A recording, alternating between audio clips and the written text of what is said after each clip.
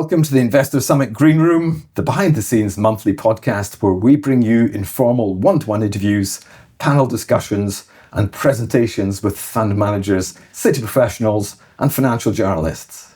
Do please take note, the views expressed in the Investor Summit Green Room podcast are for information purposes only, and nothing in this podcast constitutes a financial promotion, investment advice, or indeed personal recommendation.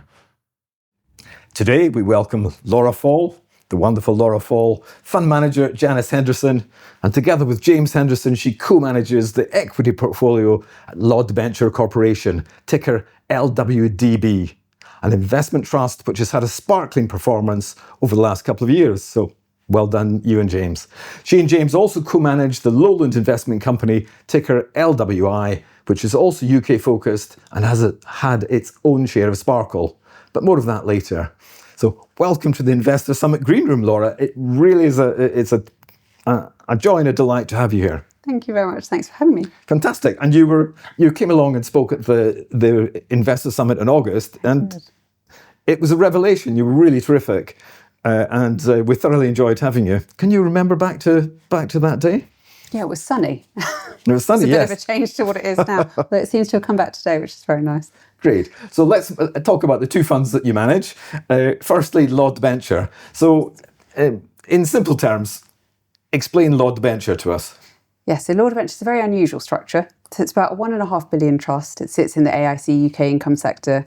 The quirkiness of it is that James and I manage 80% of it, traditional UK equity portfolio, but 20% of it has nothing to do with us. It's an independent professional services business. So it's an investment trust that has two halves, although they're 80-20, they're not 50-50. So James and I, who work for Janus Henderson, run the 80% that's an equity portfolio, and then you have this 20% over here that's completely separate and is a collection of professional services business. And I'll go on to explain why that works together, because I know it is an unusual and somewhat quirky structure, but we think it works really well for our shareholders. But it does work together. So explain to us why it works together. Okay, so the quirk of why it works is that this 20% that's the professional services business, and now again, we don't manage that, I don't manage that, it's run completely independently by Law Debenture themselves.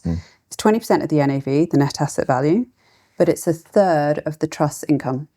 So, and that's the key point. It means that with the 80% that's equities, we know, James and I, we get in on January the 1st of every year, and we basically know that we've got a third of the trust's income in the bag. Because completely unlike any other trust, it's not 100% reliant on the equity dividends. We know we pretty much know, outside of some catastrophic scenario, that we've got this third in the bag, and that means that for the 80% that's equities, we can run it differently to a normal UK equity income fund. We can How so? So we can buy the recovery share that's not paying a dividend right now, but we think might a couple of years down the line, or might not. But actually, we have the flexibility. We have a much bigger investment universe than you would if you were running a traditional income fund structure. So the most obvious example in recent years, or one of the most obvious examples, has been Rolls-Royce, where we've managed to hold it through that period of recovery. You could have held it in a traditional income fund structure, but you'd have had to have balanced that elsewhere in the portfolio by owning much higher yielding shares. The reason being that Rolls-Royce didn't pay a dividend for a long time. It does now, but it's still a very low dividend yield, much below the UK market as a whole. So if you're running a traditional income fund, yes, you could hold Rolls, but you'd be having to balance it elsewhere with very high yielding shares to make the structure work. And it's often when you're sort of stretching for income elsewhere that you run into value traps. We didn't have to do that with Law Debenture. We could hold Rolls, we could let it run as the recovery worked, and the new CEO, who's not so new anymore, but did the good restructuring that's happened, and as flying hours recovered post-COVID, we could hold it through all of that without having to stretch for income on the other side. So it's the kind of quirk of the structure that means that our investment universe is that much broader, and we can show that that's helped the performance over time. And Rolls-Royce is flying now, so are you continuing to hold, or have you We've taken a fair share of profit out of it. So we now hold slightly less than the benchmark actually in Rolls-Royce, because we've continued to reduce it. It has now moved a long way up in terms of its valuation compared to when we were initially buying it. But we're very grateful to Rolls-Royce for that, so thank you, Rolls-Royce. Turning to Law Deb's performance, if you could in simple terms, put it into context for us. How has it performed over the last few years? So if we take 3 years just as an example, the trust NAV is up roughly 60%, and the benchmark, the FTSE All-Share in this case, is up 50%. So we've outperformed by roughly 10% over the last 3 years. And we're happy with that. That puts us top quartile within the AIC UK Income Peer Group. And in terms, if we sort of drill down into what's driven that, it has been stock selection effectively, in that we have been able to hold those zero yielding shares. Rolls-Royce would be one, the likes of Babcock would be another in the defence sector, as with things like M&S. We've sort of held that through the recovery there. Banks have also helped, although they are a more traditional income share. So it's not exclusively the zero yielding area. There's also been the help from much more traditional income bond holdings, whether that's NatWest, whether it's the likes of Tesco. So it's been fairly evenly spread. Plus, we've had some help from that more traditional investment trust advantage. We do have gearing in this trust that has helped. And we've had the contribution from IPS as well. And their Have you been using your gearing? Yes, yeah. Law Debenture is about 11, low teens % gearing, which would be fairly typical for the last couple of years for us. Interesting. Okay, and the what's rather surprising to me is the breadth of holdings that you have. You have roughly 150 stocks in your portfolio. We do, and that's been fairly consistent over the last couple of years for Law Debenture. And I know that sounds a long list, certainly compared to some of the peer group. Part of the reason for that is the structure, in that you could think of Law Debenture, if you think of it as the trust as a whole, as having one holding, the professional services business, at 20% of the NAV. So what James and I are doing from a portfolio perspective, i.e. the equities chunk, the 80%, is trying to diversify away from that one holding that's 20%. So if we're not running the whole trust, but if you were to be running the whole trust, that's how you could think of it. You think of it as having 20% in one. So there's a reason that we've got 150 stocks. We don't, in the other portfolios we manage, have 150 stocks. The structure of the portfolio is partly because of that. It's the unique structure. So not high conviction, but rather diversity in this portfolio. Exactly that. It's very much not high conviction. And actually, even beyond the structure, so yes, we wouldn't have 150 holdings elsewhere, but even beyond the sort of quirkiness of the structure, we aren't high conviction managers. I think it's very difficult to be a high conviction manager at the moment. Who would have predicted what's happened over the past year? And I think, the past couple of years, and I think even if you did predict it, you'd probably get the stock wrong. Mm-hmm. I think there has to be diversity. Things that do well if inflation goes up, things that go well if inflation goes down. The same for interest rates. I feel that very strongly, that there has to be this diversity across. So you actually think it's been a tough couple of years if you're an active fund manager? Very much so. If you look at how concentrated the benchmark returns have been, in, say, the past year, it has been highly concentrated in the defence sector. For very obvious reasons, the defence spending will have to go up in NATO countries. It's been banks because interest rates have stayed higher for longer and loan losses have been very low. It's been very concentrated in those two sectors. So it has been, just to give you an example, people think the US market is concentrated. The UK market is incredibly concentrated. So you've now got 60% of our whole benchmark in 20 companies. HSBC alone is 8% roughly of the index. So if you've got one of those big stocks wrong that's moved up very meaningfully, it has been a challenging period to be the active fund manager. And that's, in a way, that's why we're really proud of the returns over the last couple of years, because there has been that quite challenging backdrop. And we're really pleased to have outperformed in that backdrop. Indeed. I just put some money into Novo Nordisk, and it's 38% down as of today. So I take your point.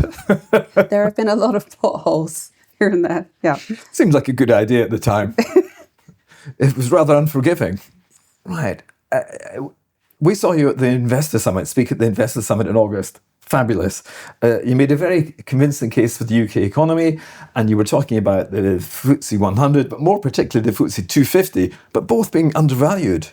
Now, are you feeling justified, given that US investors are beginning to obviously come into the FTSE 100, if not the FTSE 250? Maybe I'd give myself a 5 out of 10 for what I said. That's harsh. In that I was right on. You convinced me. Good. I was giving you an 8 or a 9. Well, the FTSE 100 bit was right, as in over the last year, the FTSE 100 was up 30% odd. No complaints there. That's an extremely unusual return to see over a 1 year time horizon. So, great to see the FTSE 100 doing better. As I said, it has been fairly concentrated in certain sectors. Where I'd give myself a cross is the FTSE 250. So the FTSE 250 has underperformed that FTSE 100 quite meaningfully compared to the 30%. The 250 is up more like 20. Good and fine in an absolute sense. It's just that it's lagged the FTSE 100 in a meaningful way, if you're a fund manager like us, that it's judged versus a FTSE All-Share benchmark that's vast majority of which is large cap. So if you've been more exposed to that FTSE 250, it has been sort of the wind in your face from a relative perspective. Even though, if you're a retail investor and you've owned the FTSE 250, you're probably quite happy with the 20% return. It's just that sort of relative sense of large cap having done better. It's interesting. As a fund manager, you have to perform against the benchmark, whereas as a retail investor, I'm looking for absolute return. Yeah.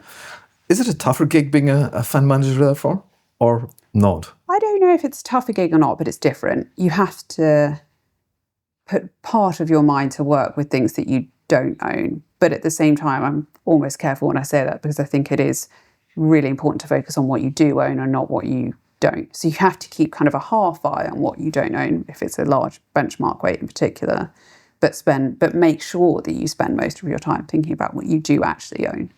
So what I always force myself to do with the RNSs that come out at 7 o'clock in the morning is to read the ones that I invest in on behalf of my clients first. Mm-hmm. And only once I've finished that will I come to the ones that I don't own and think, okay, is there anything interesting here that we should be paying attention to? So that's your rigor. That's what you do all the time. Yeah. You always focus on what you own rather than what exactly. I mean, the structure of my day, particularly if it's sort of results season, earnings season, is, at 7 a.m. I'm reading the RNSs, and you have to go to the ones that you own first and check you haven't got the horrendous profit warning in what you own first, and only then move on to the rest. Because that gives you a chance to do what you're going to do at 8 o'clock, presumably when trading begins?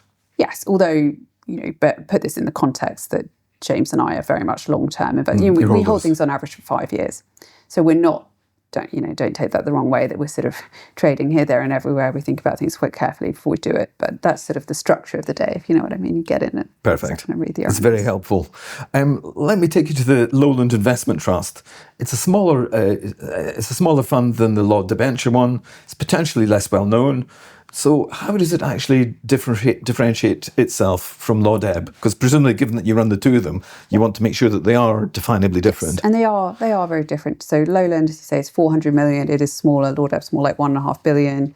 Lowland is a traditional investment trust structure. It doesn't have the quirk of kind of having an operating business in it. But the difference of Lowland versus its sector is that it is very multi-cap. And what I mean when I say that really is that it goes all the way down to small companies, including those on AIM, as well as all the way up to the FTSE 100. And that's very unusual in the sector, actually. Most trusts within the sector are vast majority large cap, larger company holdings. Mm-hmm. And so why we do that, because there's no point being multi-cap for the sake of it. There has to be a good reason, is that if you look at, so we are an income trust, and if you look at where the income is coming from in the UK, it's very concentrated in the largest companies. And I think we could all, anyone listening to this would be able to name them as the HSBCs of the world. The GSKs, the BATs and that kind of thing. Mm. And if you want to diversify your income, you can do it one of two ways. You can either go overseas or you can go down the market cap scale. And we've always chosen to go down the market cap scale. There's less people looking at the area, so we think it's easier for us to add value. There's hardly anyone covering a lot of these smaller companies. Mm-hmm. They traditionally grow faster. So they grow sales, earnings, and therefore the dividends faster, which has meant that Lowland's had a much higher rate of dividend growth over time. So if you go back, say, 30 years, the CAGR of the dividend growth has been almost 7%, so well above inflation. So we think there's advantages to looking all the way down to smaller companies while keeping the more sort of defensive nature of the largest companies. And that as a blend, it can work really well. And it's, we're pleased with how it's delivered over time. And you're still seeing that, even though FTSE 250 and particularly AIM haven't been performing terribly well at the moment? Yeah, so for Lowland, it's almost been like the wind is in our face in as much as small cap has underperformed the last couple of years. But Lowland itself has managed to outperform.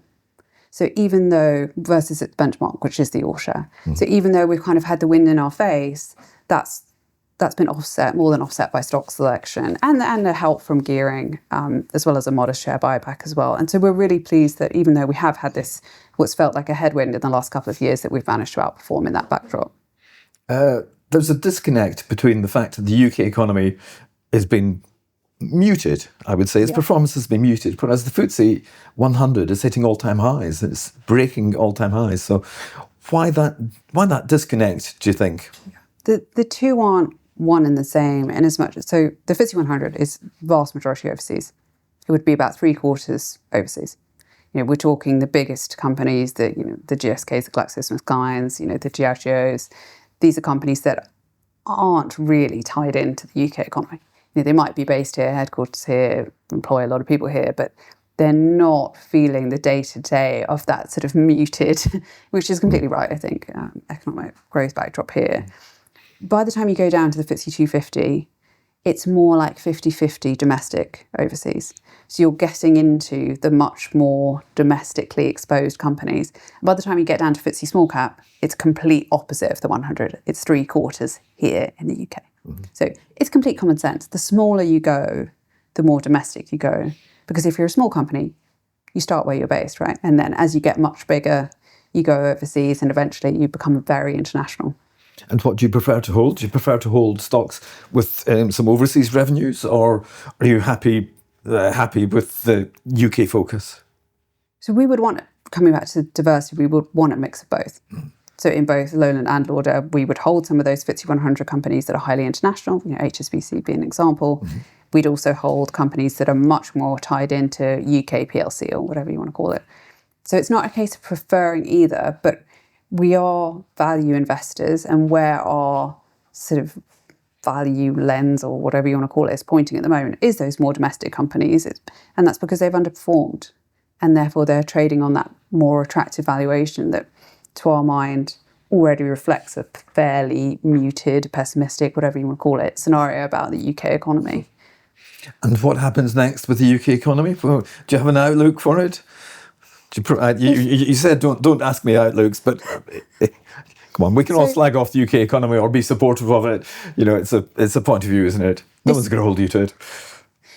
This wouldn't frame the whole portfolio. I do have a view, but you've got to be careful in knowing that that view may well end up being wrong. So look, my view is that we probably see interest rates come down, mm-hmm. and that's a fairly supportive backdrop for those more domestic companies.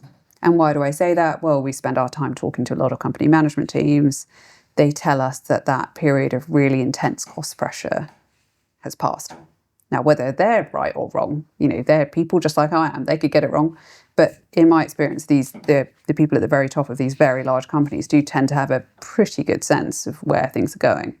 And if you speak to some of, say, the food retailers, they will say to you, 2025 was a really tough year for cost pressure. Mm-hmm. We had national living wage, we had national insurance, we had the EPR packaging tax, blah, blah, blah. But this year, it looks a bit more muted. So why does that matter? It matters in as much as I think inflation is probably going to carry on coming down. It means that the Bank of England probably has the capacity to further cut rates, maybe as soon as March. And that just creates a bit more breathing space for some of the areas of the UK economy that have been really tough. So think the likes of house building, building materials, construction more generally. These are areas that have been under huge pressure. And if we could see those start to tick up, I think that would be gently positive for the UK economy. I saw that you held Marshalls in the Lowland Trust, for example. We hold that in both trusts. It'd be exactly that type of company that has felt real earnings pressure over the last couple of years. It has a heavy fixed cost base. The likes of Ibstock would be the same. That's the biggest brick manufacturer in the UK. Again, we hold it in both trusts. Those types of companies where you've got the big cost base, they've done what they can to keep costs down, but there's a limit to what you can do. And they've had their top line, their sales really come under pressure. Just a little bit of extra sales should drop through at a very fast pace to the earnings. It's just been a case of when you get those extra sales, and we've been waiting for a number of years for the turnaround in that type of industry. And the government are very keen on house building, but nevertheless they're pulling the levers and houses aren't being built. So hopefully in 2026, 2027, things start moving? Yeah, whether that's interest rates or whether it's some sort of government stimulus. But I think, with my sort of realistic hat on, it's always better to put on things that are more tangible. So I think, we hope for some sort of government stimulus, but where are we in reality? It's probably more likely to be interest rate cuts. Yes, let's not be too enthusiastic about that. Law Deb, what are you stocks which have done well? We've mentioned a few already, Rolls-Royce, but Tesco did rather well for you, didn't it? And you're out of Tesco again. So for both trusts, we've held quite a number of the food retailers. We've held both Tesco and Sainsbury's in a decent size in both trusts. M&S? And M&S. It depends. M&S is a funny one. It's sort of a half clothing, half food. It is, yes. So if we stick to the sort of... And if it's a recovery, it's in its second recovery. Yeah, exactly. But sort of sticking with the food retailers, we've reduced Tesco in some places, we've sold it in others. It's not, I think it's a very well-run company. We bought that company when Dave Lewis, obviously now at Diageo, was turning Tesco around, and at the time there was no dividend. It had to simplify. It had to get its debt down a long way. It's in a completely different place now. It's back, taking market share. It's become a real sort of compounder, growing sales, growing earnings, and this all sounds good. And I have absolutely nothing against it as a company. It's just that the valuation has moved up a very long way from when we were originally owning it as a recovery share. That's your job. Exactly, and that's we what have you do to as a fund pass manager. on the baton, right? Yes. We are that more. You wish them well. 100%. But you've got to take your profit as and when. We need to keep recycling and refreshing the portfolio. Yes. So we're taking a bit of profit. M&S, you're still in M&S? So M&S is an interesting one. We're actually doing the opposite on M&S, and we've carried on adding. Because M&S, as you mentioned, has had its own story that we didn't see coming. We've owned it for years since Archie Norman really became chair. It's probably 8 years ago or something now, and it's gone through this very successful turnaround under Archie, but also under Stuart, the chief exec, who's done a brilliant job. And then you get to spring last year, extremely unfortunate situation. Really difficult for everyone in the company, I'm sure, to deal with. Shares derate a very long way, probably derate more than we would have expected, I would say, as long But mind you, it wasn't a real mess. It was you couldn't actually buy online. No, totally. For months. No, it didn't work for months. It was a really difficult situation. Which was a disaster because they built up such an online business with lots of loyal customers. You have to go out and win the customers again. You have to sort out your stock But levels. not entirely from scratch. Not from scratch. No, sure. And then, so we've been adding to that because it derated such a long way after the cyber attack. So we're into the second recovery phase. Well, I hope so. Me too. I'm holding M&S for exactly the same reasons as you, on a much smaller scale, I'm sure. Yes. So what have you been buying in? That's what you've been turning around. Rolls-Royce, Tesco, but what have you been buying? So there's a couple of consumer stocks that we've been buying. So M&S would be one that we're adding to. We've also been adding to the likes of Dunelm. Which had a slightly tougher period over Christmas. It was a pretty promotional environment. The shares are derated as a result of that. Pretty short-term, tough trading to a level that we thought was attractive. It pays a good dividend yield, so we've been adding to a name like that. Elsewhere, we've been adding to things like commercial property. Coming to areas of domestic UK that are actually operationally performing quite strongly. If you were to read the results of some of these commercial property names, say something like a Hammerson, which owns some of the biggest shopping centres, Bullring and things. Sure, FTSE 100. Yeah, you read the trading statements and think, this is a company that's operationally performing really well. Well managed. Perfectly well managed. You look at the share price and the discount to book value that some of these companies are trading on, and the two don't quite square. Is that a post-COVID thing? It's an interest rate environment thing. So the inflation is coming down, but it's been more stubborn to come down than people initially thought. And so interest rates, again, they are coming down, but they've been slower to come down. And commercial property is valued off the back of those government bond yields, and therefore it has been a tougher environment when you've had that stickier inflation. So if we do see, coming back to my outlook, though it's fairly loosely held, if we do see inflation and interest rates coming down, it should be a better backdrop for that commercial property sector. Okay, so we're running out of time, sadly. But let me ask you a couple of questions about yourself, if I may. You're a fund manager. What on earth did you think when you were younger? Did you think, why did you want to be a fund manager? Does seem a curious choice. The short answer is I didn't. I wouldn't have had a clue what a fund manager was when I was a teenager or even at university. I was aware of what investing was because my dad didn't work in the city, but was a very active personal investor. So he would own a lot of the investment trusts, some of which are run by Janus Henderson, and he still owns them now. So I was aware that investing was something that I was interested in, and I would hear and chat about it with my dad, and I would play around on some of the original sort of trading platforms and things in a very small way. But it wasn't something that I ever thought was really a career. I knew that I was interested in economics, went on to study economics, but it wasn't something I really thought about. And then I graduated in the middle of the financial crisis. Where did you go to university? LSE, London School of Economics. Yeah. And so it gets to 2009 and I'm about to graduate. I think, God, I really need to find a job. And I just applied sort of here, there and everywhere. And Henderson, what was then Henderson, now Janus Henderson, under the previous a couple now, chief exec, was extremely committed to keeping the graduate scheme and was one of the only places in the city that actually kept its graduate scheme open in the financial crisis. So that's how I happened to end up there. But it was, it wasn't some great strategic move. It was really that, I needed a grad scheme, and this one I'm so grateful that they did keep it open. You've got 400 million that you manage with James in Lowland. You said $1.5 billion, but that's 1.2-ish, is it, with Law Deb? So Law Deb's about 1.5 billion of equities, and then Lowland's about 400. So it's nearer to. What skills does it take to manage such large sums of money? What are the? I think first and foremost, you have to be interested in it. As in, this is a job where I'm interested in it, but I'm not sure I could do it. Let's be honest, Laura. But you have to look at me. I'm interested. Could I do this? I'm not sure I could. Okay, well, this is maybe step one. But you do have to be interested because you're living it day in, day out, and it's a job that is pretty all-consuming at times. I'm pretty sure my husband would agree with that, in that you can be watching the news, you can be at the weekend, but you're still thinking about it. You're filtering all the time. All the time, and you have good days and bad, and hopefully the good days are worth the bad, but it is all-consuming. So you have to really love it, I think, to do it. Does it affect you emotionally when bad things happen, when good things happen? To an extent, but I think you have to, what I was going to say was the second point is you have to be able to almost emotionally sort of disassociate from it.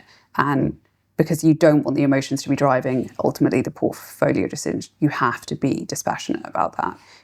In the same way that you might have a stock that you love and that you've met the management team many, many times and grown to know the company really well, you have to be willing to pass on the baton and say, okay, I need to find the next version of that in the portfolio. Because in your world, that means you stop whispering in the CEO's ear.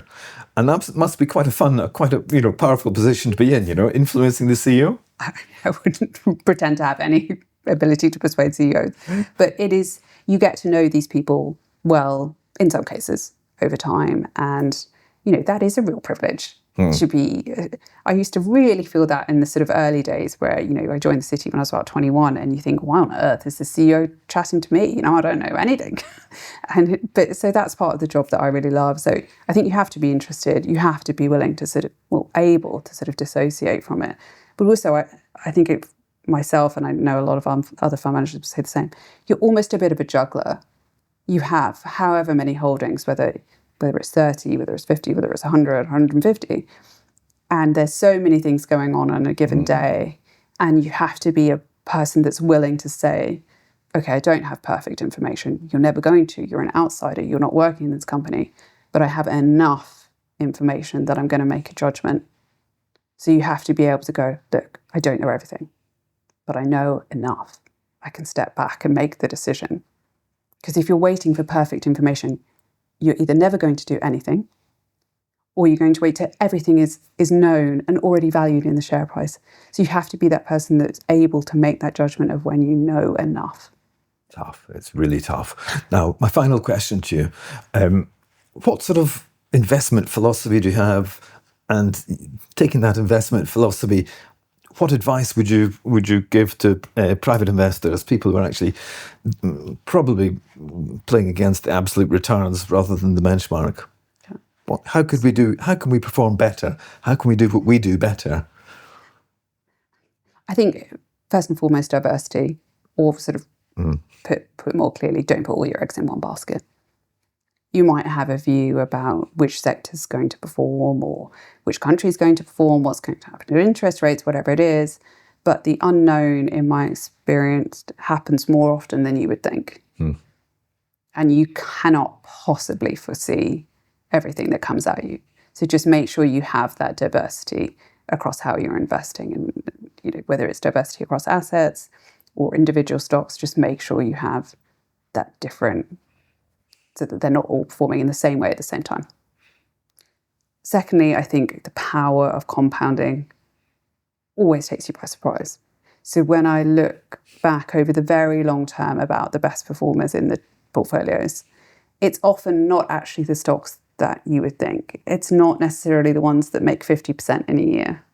The best performers over the very long term are often the compounders, the hidden gems, to give names, for us, something like a Cranswick, which is pork and poultry processing.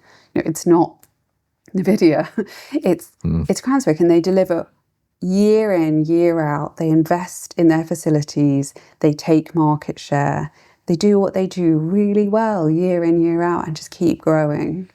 Or Hill & Smith, which is similar but galvanizing, i.e. dipping things in zinc so they don't rust.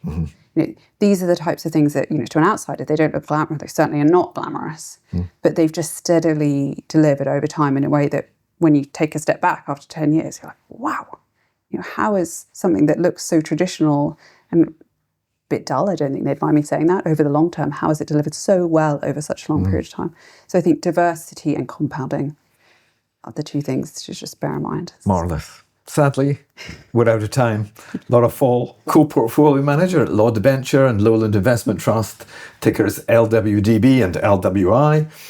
Time has flown in the studio today. Thank you for joining us and sharing your investing insights with the Investor Summit Green Room listeners. We're very grateful. Thank you. Thanks for having me.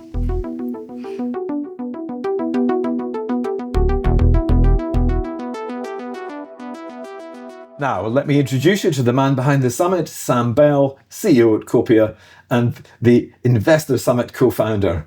Sam's an experienced private investor. He's not afraid to take contrarian positions, whereas I'm more likely to be cautious.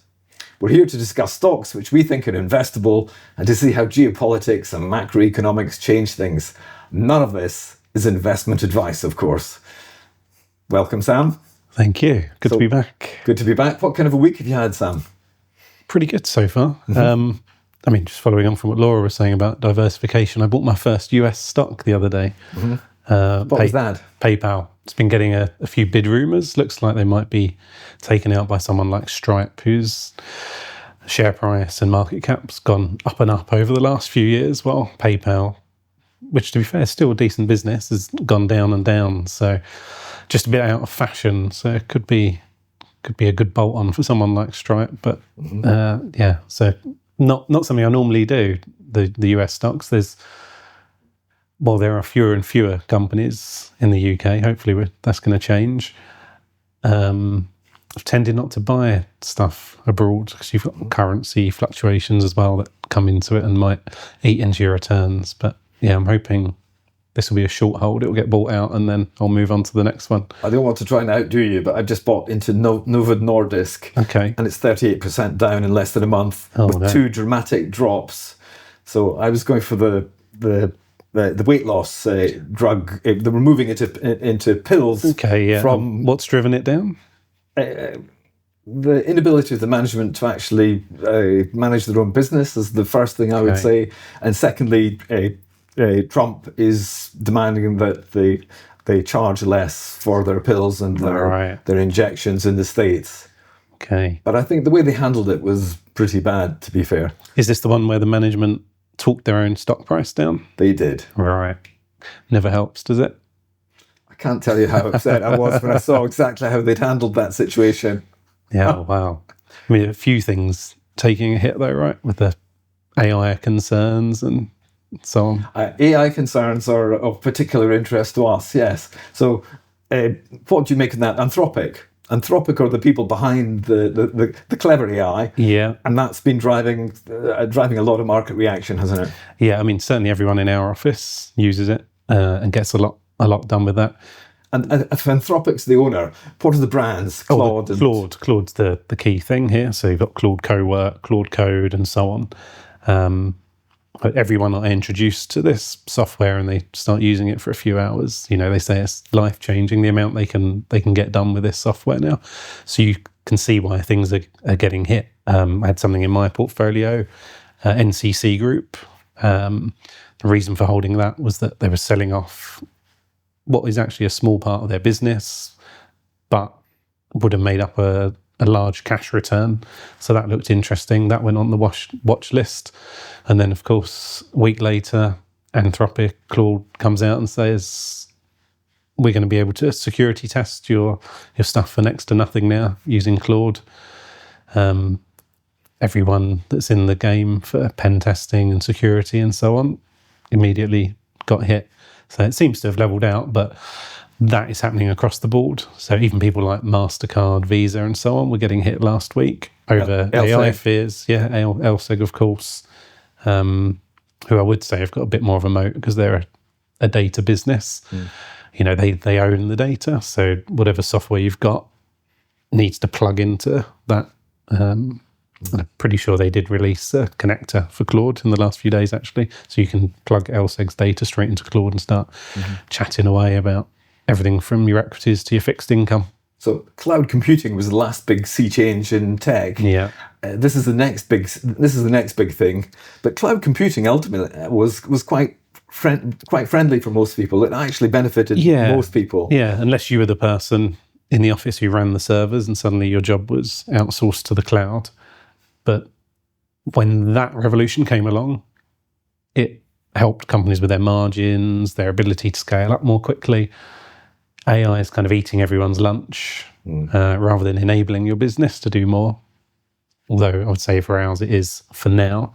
You do sit there and wonder, how long until it can just do what we do. But you sit there day by day, dealing with clients, selling to clients, and you use AI all the time. So tell us a little bit about that.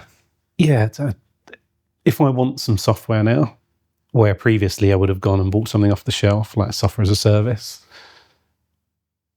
I tend to kind of like give Claude a little prompt before I eat my dinner. By the time I finish my dinner in the evening, we've rebuilt that software, within an hour, certainly. You're making your own apps. Yes, yeah. And it does it the way I want it to, right? So you can see why these big SaaS companies are getting hit and their share prices are getting hit because you just don't know how long they are for this world. Okay. What else? Gold? Shall we talk gold? Yeah. Gold went up on Trump tariffs, which took me by surprise. I thought gold was going to go up because Tehran was going to get bombed. But nevertheless, I think overall is a very uncertain world still, right? It is. As Laura was saying, yes. It's not a good place to have been a single stock investor over the past 2 years, said Laura Foll. So that made me feel a bit better about myself. Yeah. So where do you put your money now? If you've got worries about AI, you've got worries about geopolitics, you've really got to be savvy with this stuff. It's a very uncertain world. Yeah. Yes. But gold, we like gold because we've kind of got the hang of gold. But volatility. I think on the silver side of things as well, you never know what's going to come next. So that's gone up a little bit because, not purely because, but partially because a lot of it comes from Mexico, for example, and all of a sudden they've decided to clamp down on the cartels, and you get unrest there, and then your silver supply takes a hit as well. So you really you never know where the next hit's going to come from. But there's a Donald Trump connection to Mexico trying to sort out the cartels. Of course. Because he's insisted that Mexico sort out the cartels. Yeah, well, if you were running the US and you're seeing hundreds of thousands of your citizens dying every year from drug overdoses, you'd want to get it sorted, right? Fentanyl. Okay. Right. It's been a lovely speaking to you, Sam. Thank you so much. We're out of time. My next interview is with Gaius King. He's a commodities analyst at Janus Analysis. He's a man who knows a lot about precious metals and commodities, and he'll be talking us through commodities in this instance on Ticker TV, so do look out for that one. And I look forward to seeing you in the studio in a few weeks' time, Sam. It will be a pleasure as ever. Looking forward to it. Thank you. See you then.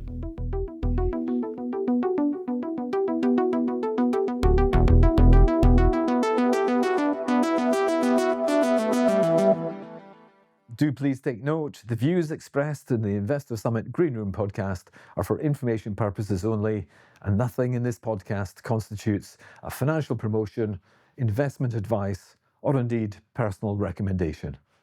This Investor Summit Green Room podcast is produced by Copia, creators of investor events, video, and websites. If you've enjoyed our monthly podcast, please do subscribe on YouTube or follow us on your own podcast platform. And of course, we'd love to hear from you.